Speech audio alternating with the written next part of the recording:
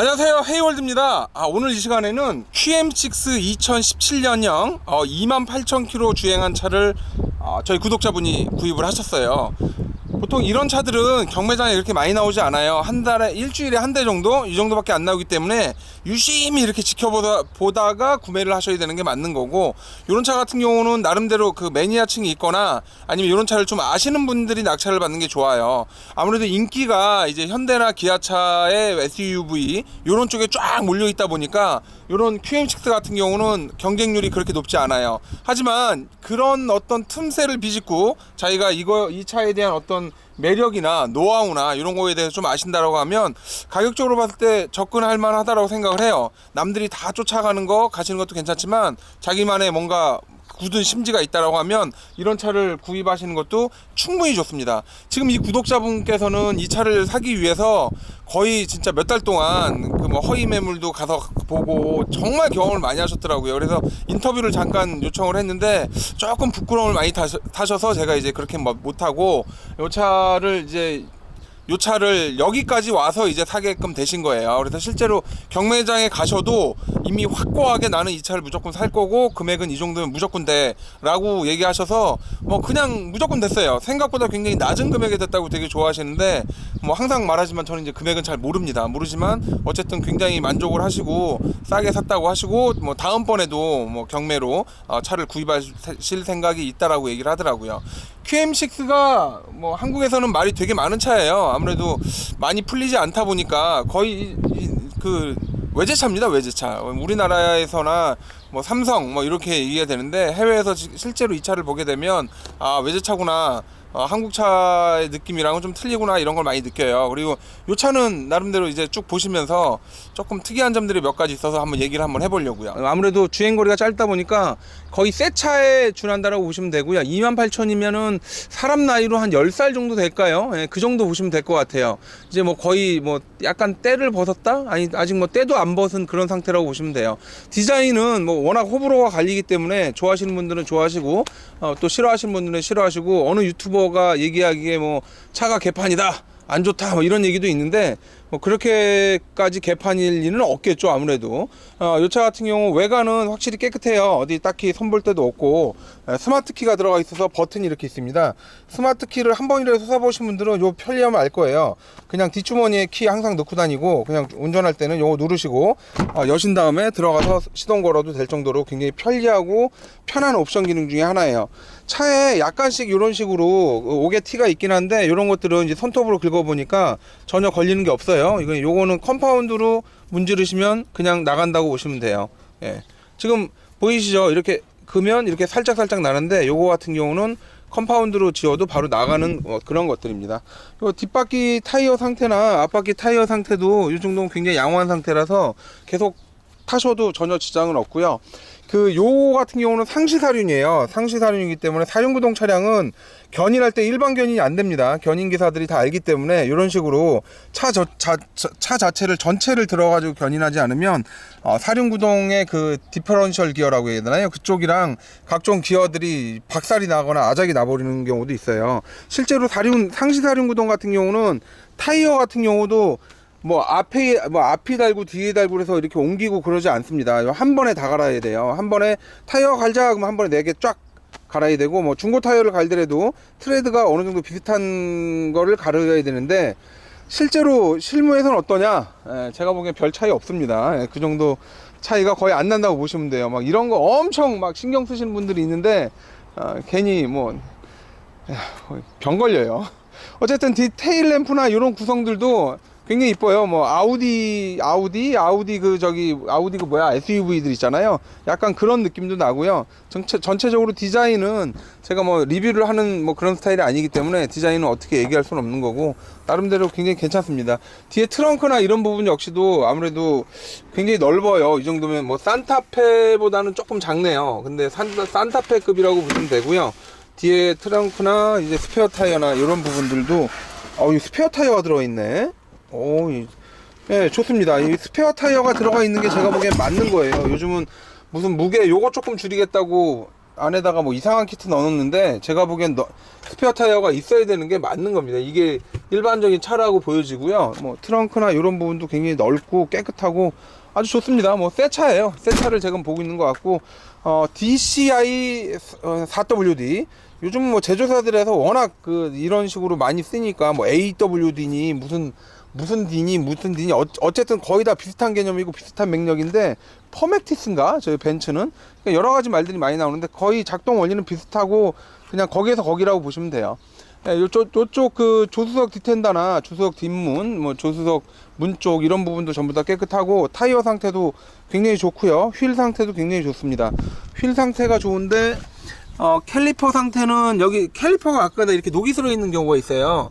이런 것들에 대해서 사람들이 캘리퍼가 녹이 슬어 있어 라고 난리가 나는데 전혀 아무런 지장이 없습니다. 이 캘리퍼가 녹이 이렇게 슬어 있고 이런 것들은 왜 그러냐면 처음에 캘리퍼를 타면 굉장히 깨끗해요. 캘리퍼가. 근데 조금만 타도 이렇게 되는 거. 얘는 열이 워낙 막 온도가 막 500도, 600도, 700도, 800도 이렇게 올라갔다 내려갔다 많이 하다 보니까 금방 녹이 슬어요. 이제 그런 좀 특성이 있어요. 요거 갖다가 어떤 분들은 차가 이상해 이라고 얘기를 하시는데 그렇게 얘기하시면은 안 되죠. 안 되는 거고.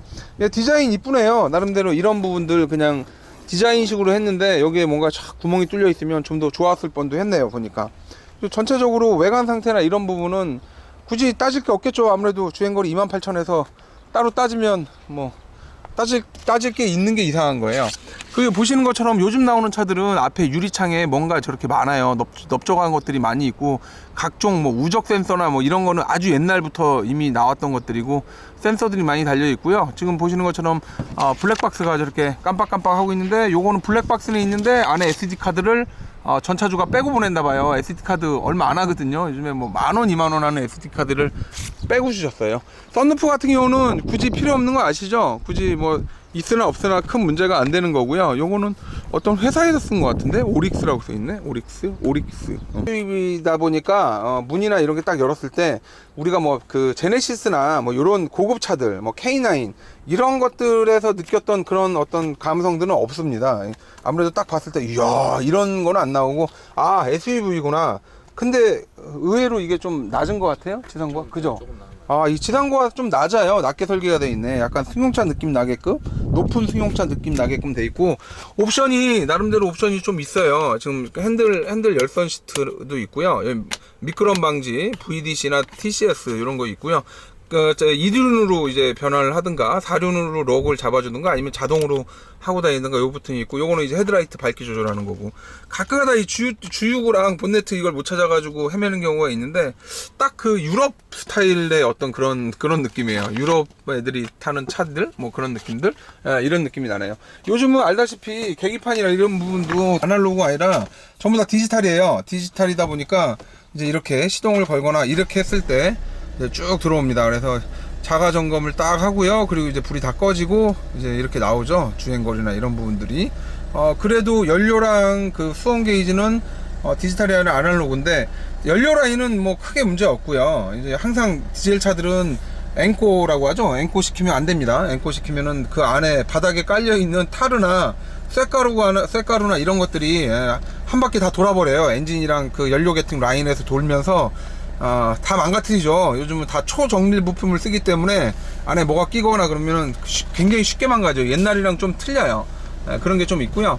그리고 요거 같은 경우는 이제 수온 게이지는 왜 넣어놓냐 별 의미 없어 보이는데 항상 주행하다가 한 번씩 째려보세요. 그래서 요게 반 이상 넘어갔다 그러면 차를 즉시 카센터를 간다든가 정지를 하셔야 되는 게 맞는 겁니다. 이거 반 이상 넘어가서 한 3분의 2 이상 된다 그러면 이제 잘못하면 돈이 엄청 많이 들어요. 뭐 엔진을 바꾸거나 이런 엄청난 사태가 생길 수도 있기 때문에 이런 부분은 좀 조심하셔야 돼요. 운전하시는 분들 그러니까 이거는 아마 영원히 사라지지 않을 거예요. 이 수온 게이지 같은 경우는 다른 건 사라져도 심지어는 연료가 사라져도 저건 안 사라진다. 왜 이게 전기 자동차 나오면 이건 뭐 사라질 수도 있죠. 전기 충전된 정도만 나오면 되니까.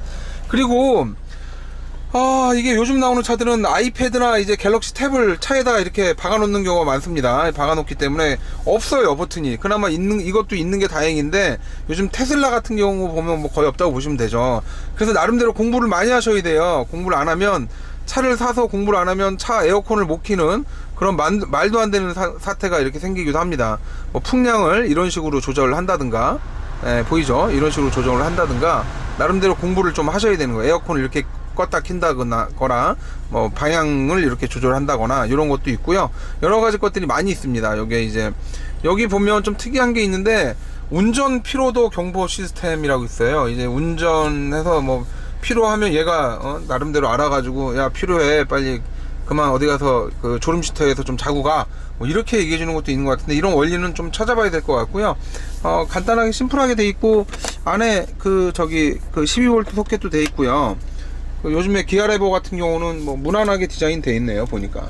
그리고 안에 컨트롤 박스나 이런 부분들도 굉장히 깔끔하고 깨끗해요. 요거는 디자인 자체가 딱 와 죽인다 막 이런 느낌은 아니고, SUV다 뭐 탄탄하게 생겼네. 그리고 요거 이제 요런 데들 보면 뭐 깔끔하다 뭐 이런 느낌 들고요.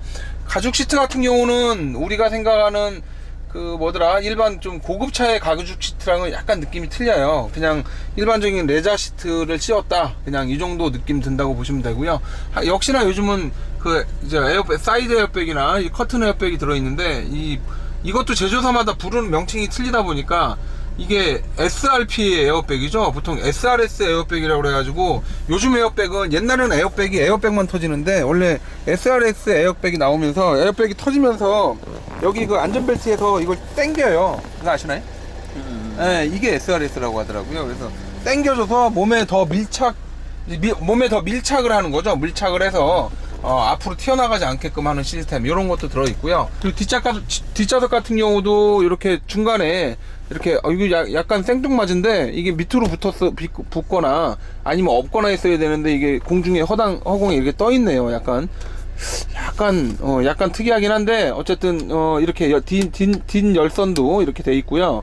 이거 열선 이제 강도 조절하는 거고, 여기 이제 라이트나 이런 부분도 있네요. 뒤에 공간이 천장을 한 번 더 이렇게 딱 저걸 줘서, 천장이 생각보다 높아요. 차는 낮은데 천장은 좀 높게 이렇게 설계를 해서, 나름대로 타고 내리거나 이제 앉거나 안에서 머리를 왔다 갔다 한다거나 이럴 때 있어서 되게 그런 부분들은 잘 되게끔 돼 있네요. 요거는 이제 요 키예요. 요거 QM6 키인데, 이런 식으로 카드 키 비슷하게 돼 있고, 지금 요 계기판에 스마트 카드 전지를 교체해 주십시오 이렇게 나오니까, 요거는 이제 분해를 해서 요거 교체하시면 될 것 같아요. 네, 뒷좌석 공간 같은 경우도 보시는 것처럼 그냥 일반 산타페 느낌 정도 보시면 돼요. 산타페 정도의 느낌이고, 그런 공간이고, 특히 천장이 넓어서 좋네요. 천장이 높고 넓어서 굉장히 좋고, 얘는 좀 생뚱맞아요. 이거 그냥 이렇게 하고 다니세요. 이렇게 이거 좀 이렇게 하면 왠지 느낌이 정사각형의 느낌이 좀 특이합니다. 좀 특이한 느낌이에요. 사람에 따라서 이것도 좀 느낌이 갈릴 것 같아요. 르노 삼성의 QM6를 보고 있습니다. 엔진룸을 쫙 열게 되면, 엔진룸이 그렇게 넓은 룸은 아니에요. 생각보다 상당히 좁아요. 이게 엔진룸이 이제 특이하네. 이게 보통 지지 판넬이 여기 와 있는 게 아니라 이 앞까지 와 있고, 이 뒤로 엔진이 있거나 이 공간이 어느 정도 남겨져 있는데, 얘는 공간이 거의 안 나와요. 이 정비하시는 분들 이거 딱 보면 바로 입에서 무슨 얘기 나올 것 같아요. 지금 장난하냐고. 이 공간이 굉장히 안 나오고, 굉장히 엔진이 또 그렇다고 작은 건 아닌데 공간이 거의 없는 상황이고, 여기 좀 특이한 게 있는데, 이게 오일캡이에요. 근데 오일캡을 이렇게 열어보면 안에 뭐가 이렇게 나와요. 쭉 이게 막 계속 나와요. 이게 뭘까요? 엄청 궁금하죠? 이게 뭐냐면 엔진오일 게이지예요. 얘는 엔진오일 게이지가 이렇게 생겼어요. 지금 보이시는 것처럼 정비하는 분들이 뭐라고 할 만한 게, 저기 알터네이터, 제너레이터 저 보이는데, 와 거의 안 보여요. 보통 일반적으로 펜벨트나 이런 부분들은 공간이 많아서 되게 잘 보이거든요. 얘는 거의 뭐 손이 안 들어갈 정도인데, 얘 정비 어떻게 해야 되나요? 야, 이거는 정비 몇 번 안 해보면 뭐라고 얘기가 나올 만한 충분한 요지가 있다라고 보면 되겠네요. 리노르트 니산이라고 아예 그냥 아트라스에서 얘네를 자체적으로 만들어서 내보냈네요. 70A짜리가 쓰이고, 보통 SUV들은 80이나 90이 쓰이는데 얘는 70A짜리가 쓰이네요. 약간 특이하네요. 요거 같은 경우는 딱히 뭐 이상하거나 특이한 부분들은 없습니다. 다만 이 엔진에 주먹 하나 들어갈 공간이 있나요? 거의 주먹 하나 들어갈 공간이 없습니다. 없기 때문에 정비가 엄청 힘들 것 같고, 에어컨 라인이 이렇게 멋지게 나와 있네요. 에어컨 라인이. 야, 이거 약간 오버인데, 에어컨 라인은. 보통 뒤로 옆으로 막 숨어서 다니는데 에어컨 라인을 그냥 밖으로 쭉 빼줬어요. 에어컨 라인 이렇게 빼져 있으면 이게 지금 고압인가? 이게 고압이고 이게 저압인데, 에어컨 가스가 있는지는 어떻게 하냐면 이걸 열어가지고 여기다가 그 키로 이렇게 딱 눌러보면 칙 소리가 나면 이제 가스가 있는 겁니다. 어떤 차들은 칭 하고 눌렀는데 아예 그냥 소리가 안 나는 경우도 있어요. 예, 그거는 이제 가스가 없는 거고 H라고 써 있네요. 그리고 요거 같은 경우는 이제 브레이크 오일인데 브레이크 오일은 있나요? 아, 브레이크 오일을 보실 때 이게 지금 브레이크 오일이에요. 브레이크 저기 부스터가 보이고요. 브레이크 오일인데 브레이크 오일은 이렇게 찍어서 이렇게 혓바닥으로 맛을 한번 보시면 안 되죠. 이게 안 되고, 이렇게 봤을 때 이렇게 노란색을 띠고 있어요. 브레이크 오일은 약간 노란색을 띠고 있고 맑은 노란색을 띠고 있는데, 요게 검은색으로 바뀌었잖아요. 그러면 그건 가셔야 돼요. 그건 가실 시기가 된 거고, 만약에 여러분들이 인터넷을 통해서 공구가 있긴 해요. 만 원짜리가 있는데 걔는 수분 측정을 해요. 브레이크 오일은 뭐 따로 이렇게 교환하는 건 아니고, 수분이 너무 많으면 브레이크가 잘 안 듣기 때문에 그때 이제 교환을 하는데, 그거 같은 경우는 이제 뭐 10,000원 정도 해서 수분이 몇 프로냐, 뭐 3%냐 4%냐 이렇게 해가지고 교환을 하는 겁니다. 아니면 육안으로 봤을 때 지금처럼 깨끗하면 괜찮고 시커하면 그때 교환해 주시고, 교환 주기는 4만 정도면 여러분들이 교환을 해야 되는 상황이고요. 따로 요거 말고는 뭐 크게 다른 건 없네요. 뭐 좀 정비가 약간 불편하다는 거, 거기까지요. 만약 여러분들이 QM6를 생각하신다라고 하면 여러분들은 이미 매니아예요. 매니아가 아닌 상태에서 외관만 보고 QM6를 사겠다 라고 하시는 거는 약간 저는 무리가 있다라고 생각을 합니다. 저 같은 경우는 공부를 좀 하셔야 될 거라고 얘기를 해요. 왜냐면 워낙 호불호가 갈리는 차고, 요 차 같은 경우는 2,050만 원인가 낙찰된 걸로 알고 있고요. 요거는 제가 그 영상 편집할 때 올려 놓을 거예요. 여러분들도 보시고, 아 정말 QM6가 이 정도 금액이면 싼 걸까? 라는 고민을 한번 해보세요. 만약 싸지 않다라고 하면 그건 말이 안 되죠. 경매장에 샀는데 물건이 싸지 않다. 물론 소비자들끼리 치고받고 붙어가지고 뭐 금액이 뭐 하늘 꼭대기로 날아갔으면은 뭐 좀 그럴 수도 있는데, 그런 경우는 한 달에 한 번 정도 있을까? 뭐 그 정도고, 그리고 금액대가 1,000만 원 이내에서 일어난 일이고, 뭐 2,000만 원 넘어가는 차들은 그런 일들은 많이 없어요, 생각보다. 좀 특이한 게 있는데, QM6 저기 삼성 거잖아요. 근데 이렇게 보면 얘가 번호판은 얘가 기아 모터스가 달려 있습니다. 좀 특이한 케이스예요. 어떻게 번호판이 기아 모터스가 달렸는지 모르겠는데, 기아 모터스에서 만든 QM6에 대해서 여태껏 리뷰를 해봤고요. 다음에 또 뵐게요.